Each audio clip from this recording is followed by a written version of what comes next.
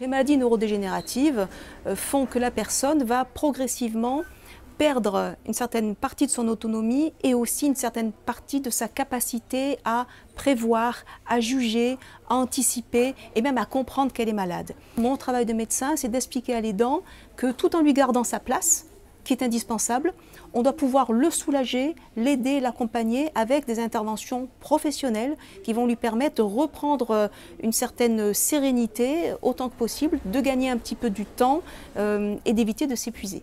Parce que ma principale préoccupation, c'est d'éviter que les dents s'effondrent, ce qui laissera le malade sans soutien, sans étayage affectif. Et l'étayage professionnel ne remplacera jamais l'étayage affectif. Il faut essayer d'anticiper et de connaître à l'avance vers qui on peut s'adresser, ce qu'on peut envisager et quelles structures peuvent aider, quels soignants pourront être une référence pour pouvoir, au fur et à mesure, anticiper les choses.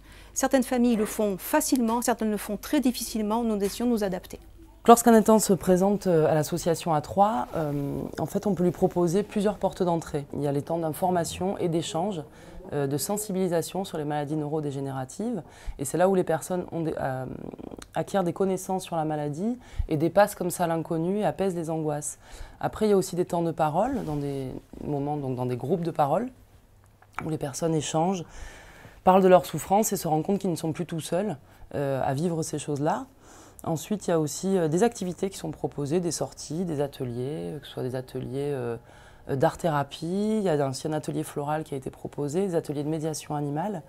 Enfin, c'est pas tout à fait de la médiation animale, en tout cas, c'est une association qui vient dans des maisons de retraite et qui travaille avec des chiens. J'ai envie de dire qu'A3, en fait, c'est une maison qui reste toujours ouverte, avec plusieurs portes d'entrée et avec quelqu'un dedans qui est toujours là pour accueillir.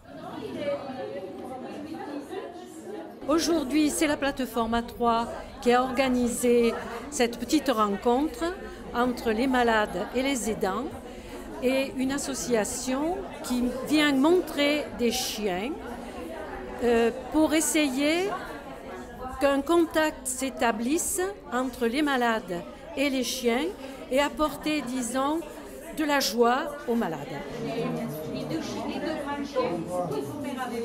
J'ai peur qu'il me mange. Et oui, s'il me met des pattes dessus pour me faire à la caresse. Oui, c'est une bonne initiative de venir avec les chiens parce que justement, elle a un intérêt beaucoup pour les animaux et ça y fait du bien. Et nous, en tant qu'aidants, je pense qu'aussi ça nous rapproche aussi.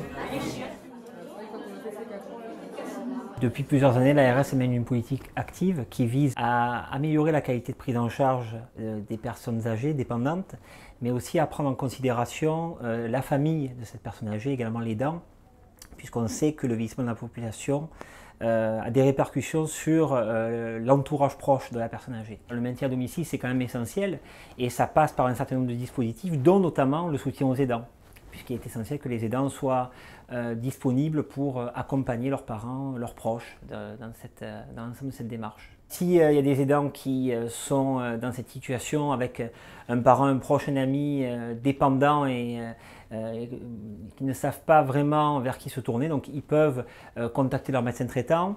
Ils peuvent également se renseigner auprès des centres locaux d'information et de coordination, donc via les conseils départementaux notamment. Mais aussi, ils peuvent regarder le site de l'ARS. Sur le site de l'ARS, il y a l'ensemble des informations qui seront nécessaires donc, pour les orienter dans leur démarche.